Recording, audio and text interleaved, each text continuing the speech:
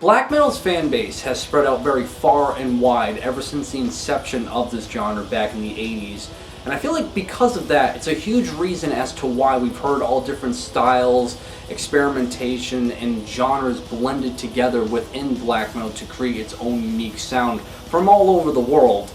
But it seems like the style of black metal that's hated the most within its fan base is symphonic black metal.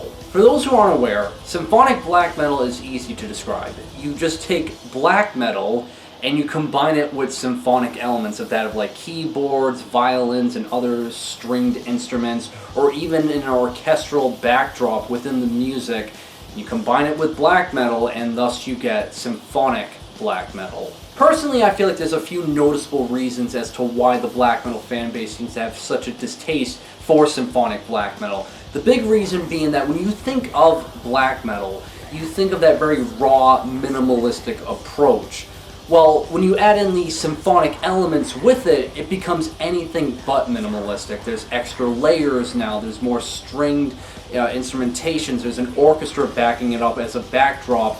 It becomes just like that larger-than-life sound that to a lot of black metal fans, adding in the symphonic elements completely eradicates the overall approach of black metal that makes it the genre that it is. However, there are other people that enjoy symphonic black metal, but they look at it very short-sighted, I feel like. As they look at it that Emperor, with their debut full-length album and the Nightside Eclipse, was the peak of symphonic black metal from its start and then immediately died off right after it. As well, yes, this album is great, it will always be a classic and loved to death by the black metal fan base. I wouldn't really call this a symphonic black metal album, as yes, it has keyboards, but it's just a backdrop to really add in more melody to the guitar riffs. They wouldn't really truly be a symphonic black metal band until their sophomore full-length album, Anthems to the Welkin at Dusk. Yet, with all the people that enjoy Anthems to the Welkin at Dusk and the handful that prefer it over in the Nightside Eclipse, again, a lot of people still view it that Emperor is the peak of symphonic black metal. They're the pioneers for it, and when they stopped making new music, all the bands after them really didn't add much with the genre. Because going by black metal's timeline, when you look at the late 90s, this is where extreme metal has this awkward period as to where a lot of black metal bands don't know which direction they want to take black metal in. After the decline of the second wave black metal buzz, it just seemed like it was directionless as to what the sound was going to be, and a lot of bands were experimenting, and it seemed like a lot of bands that had success with that experimentation sided more on the symphonic approach with it, because around this time, this is where bands like Dimmu Borgir and Cradle of Filth were starting to get more attention. While I'll argue that both of these bands have some great albums within their discography, a lot of people tend to be very harsh and negative towards them because, while yes, realistically both Dimmu Borgir and Cradle of Filth have some stinkers within their discography, it just seems like a lot of people view it that this is now the face of symphonic black metal, that if you check out this style of music, get ready, because now every symphonic black metal band is just overproduced, it's cheesy, all the keyboards and symphonic elements are just so overproduced that it just completely eradicates any kind of like black metal riffs, or it's just too squeaky clean and overcompressed that anything black metal about these bands is just non-existent now. And another band that gets targeted in a negative way as to how bad symphonic black metal is Carach. Again, everything that I just echoed about the criticisms towards symphonic black metal, a lot of people view that Carach is like the epitome of the worst with symphonic black metal, that it's super overblown, super cheesy, and just all the symphonic elements, again, eradicate all the guitar riffs and black metal elements within this style. That, again, people seem to view this style of music, symphonic black metal, in a very negative way. As they look at it at face value, they look at the big names and think, that's it, that's all this genre has to offer. However, it seems like the timeline for symphonic black metal ends on a somewhat more positive note, because I've noticed more people have become a bit more open to the idea of symphonic black metal ever since Vargrav's Netherstorm hit the scene, which a lot of people enjoyed, and it is a great album in its own right. Really all it is, though, is that the individual behind Vargrav took the sound of Emperors in the Nightside Eclipse and really just applied it to a modern day black metal audience is what this is. Again, not taking anything away from it, but a lot of people tend to compare Vargrav to Emperor, which then seems like, again, when it comes to symphonic black metal, unless you are, or at least you sound like Emperor, the fan base just tends to reject it. Again, I get it. The influence and the pioneer aspect of Emperor is there when it comes to this style of music. It's just, with this video, I just want to showcase to you guys that there's so much more to symphonic black metal than Emperor being the peak of it, Cradle of Filth and Dimmu Borgir and Carach Angren being like the stinkers, and Vargrav's the savior. It's like, so many people look at it like it's just that. And again, there's so much more to it than that. Because while, yes, everyone's always going to look at Emperor being the peak of it in terms of composition and songwriting, I would argue that even though I've talked about this album a handful of times, the album that is the absolute peak of songwriting, composition, and just overall musicianship within symphonic black metal is Hecate Enslavement's Witchcraft. This album is a work of art because it's not just a black metal album written by black metal musicians.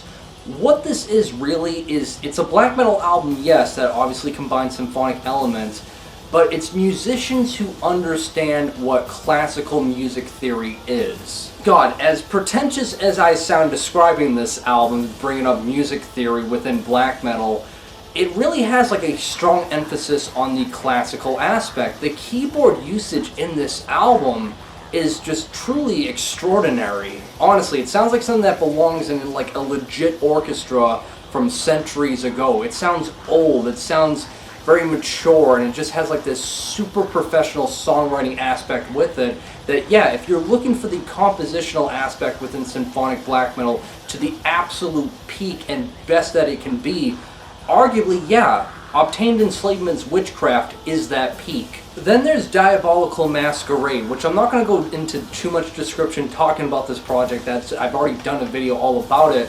But yeah, it's symphonic black metal mixed with avant-garde and progressive tendencies. Like, it's so much more than just a black metal band, and it plays around a lot with obviously symphonic elements, that it's so hard to believe that this was all composed by one individual. It's mind-blowing stuff that is truly one of a kind, that it's really impossible to find anything out there within extreme metal that sounds like Diabolical Masquerade. But I have come across one project that sounds similar to it, and that's Apotheosis, with the one sole full-length album it ever did, that being Farthest from the Sun. I'll start off by saying, wow, this album artwork is fucking horrendous, but that's besides the point. If the saying goes that you shouldn't judge a book by its cover should ever be applied to any black metal album, it's this one, because god damn, this album is amazing. As I stated, it's like Diabolical Masquerade. Think of all those components of black metal, symphonic elements, and, you know, progressive metal thrown in for good measure. You take all of that, but what this individual did from the country of Malta, the little island off of the coast of Italy, out of all places, what this guy did is he takes the sound of Diabolical Masquerade and applies thrash metal with it. So it's both ass-kicking and mind-blowing at the same time, and it's a damn shame that this is the only full length this individual ever did with Apotheosis, because this shit is incredible. Speaking of a band from that same region is going to be Nazgul. This is a symphonic black metal band based out of Italy that only made one full-length album, and obviously from the name, it's going to be compared to that of Summoning, as it has all the Tolkien themes, and it's going to sound like something of that from like a fantasy world. However, as cheesy as this band can be, because the vocals are pretty high-pitched and overblown for the most part, and the keys just sound so grand and triumphant, it has like a goofy aspect to it. And I say that in an endearing way, which makes it kind of fun to listen to in some sense, because it's like, what they kind of did is, if you've ever watched the Lord of the Rings films, not the ones that Peter Jackson did, but the ones that were animated from like the late 70s and early 80s, You watch The Return of the King, the animated one from 1980s, and you listen to the music that is like played within that movie with the orcs that sing within it. Well, think of that sound, but black metal is applied to it. And that's what Nazgul kind of did with this album. And again, yeah, it is goofy at some points within the overall like keyboards and symphonic elements, but it gives a very like endearing effect with it that I find kind of fun, that you just kind of get blissfully lost in, because they're really owning the fact that they're going for that fantasy approach.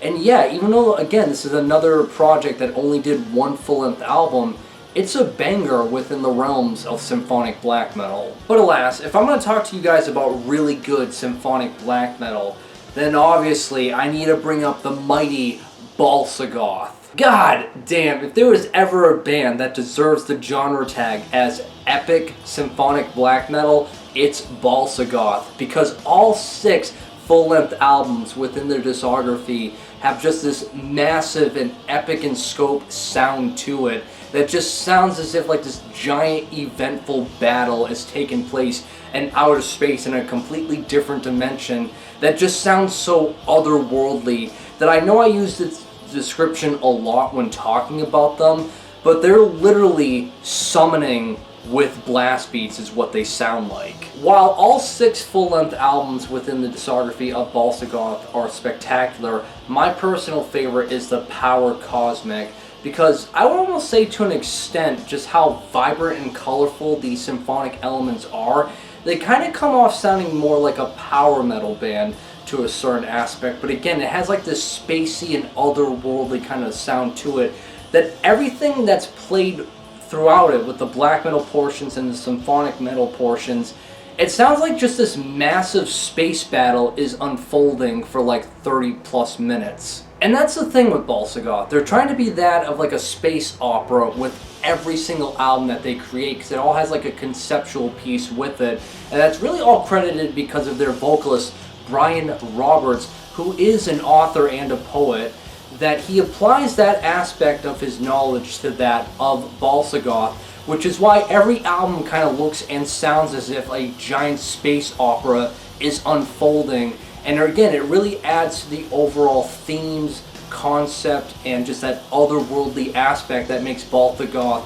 just so unique. Sadly, this band would be on an indefinite hiatus back in 2013, but thankfully all the members continued on with a new band called Kull, which is basically a continuation of Bal-Sagoth's sound of having that epic symphonic black metal approach.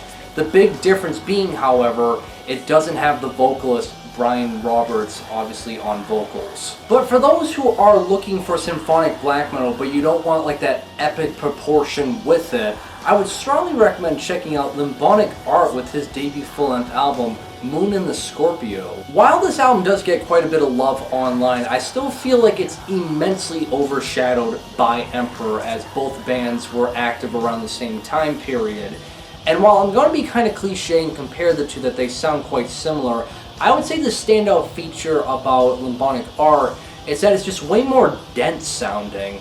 It just sounds meaner and harsher and just has a bit more of, grit to it. That, yeah, if you want In the Night Side Eclipse, but you just want it more dense, strongly recommend you check out Limbonic Art. But if you're looking for something within symphonic black metal that really stretches out the boundaries of what you can really do of blending black metal with all the orchestral elements to give like off this massive, vast sound, then I would recommend Sirius with their album Aeons of Magic, because man, this album is a fucking trip. Huge sounding choirs within these symphonic elements that will just engulf you with its atmosphere. Guitar riffs that just feel like a vortex of melodies hitting you in every which way direction it possibly can.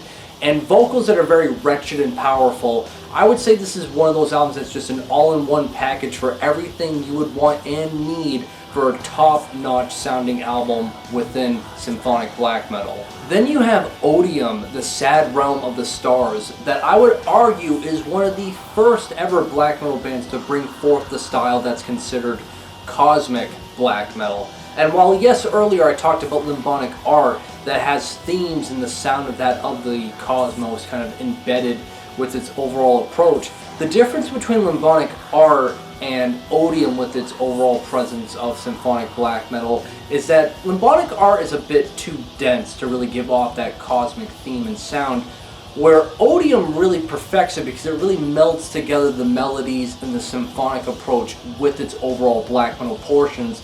That, yeah, I would arguably say that Odium, being a symphonic black metal band, brought forth the style that we consider to be cosmic black metal. Another symphonic black metal band that I feel like is unfairly swept under the rug is Hecate Enthroned, because they're always compared to that of Cradle of Filth, which I truly don't understand, other than, alright, they've shared members in the past and they're both from the UK and they started around the same time period in the early 90s. Other than that, there's really nothing all that similar between Hecate Enthroned and Cradle of Filth, because really Hecate Enthroned doesn't have any of those gothic elements, and they're what I would say a bit more melodic, plus the vocals are way more vicious and aggressive compared to Danny Filth's vocals. You know, no disrespect against Danny Filth, but Hecate Enthroned is just, I feel like they're just so unfairly swept under the rug because so many people look at them as like a Cradle of Filth knockoff when there's so much more than that. And finally, to close out this video with some of the newer symphonic black metal bands that have been popping up, one being Old Corpse's Road, that is often compared to, again, Cradle of Filth, with the gothic elements that they got sprinkled in throughout their approach. However, the folk aspects that are utilized with some of the more acoustic instrumentation gives it their own flair that makes them quite unique. Then you got Gardsghastr with their One Soul full-length album. That I would say for symphonic black metal, it's very ethereal how they have the choirs kind of layered through all the black metal portions to make it very atmospheric and dense sounding. And finally, one of my personal favorites is Deogen, a symphonic raw black metal band from the United States out of all places, that it's the only one I've come across thus far that it gives off that raw necro sound and production value while still giving off that professional sounding symphonic approach that is really unique but also very savage at the same time, that I get so much enjoyment from. Again, as I stated earlier, I do feel like a lot of people look at symphonic black metal very short-sighted. They think that it's just Emperor and that's it. Everything else is just Emperor worship and that's it.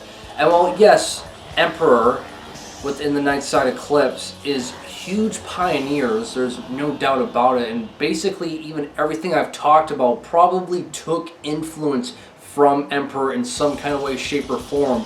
There's so much more to symphonic black metal than just that, and I hope this video kind of helps you out in some way, shape, or form. And that'll do it for this video, guys. So like always, I'll have links provided to everything I talked about in the description below, and that'll do it. So like always, guys, make sure you guys drink plenty of water to stay hydrated, and have a great day.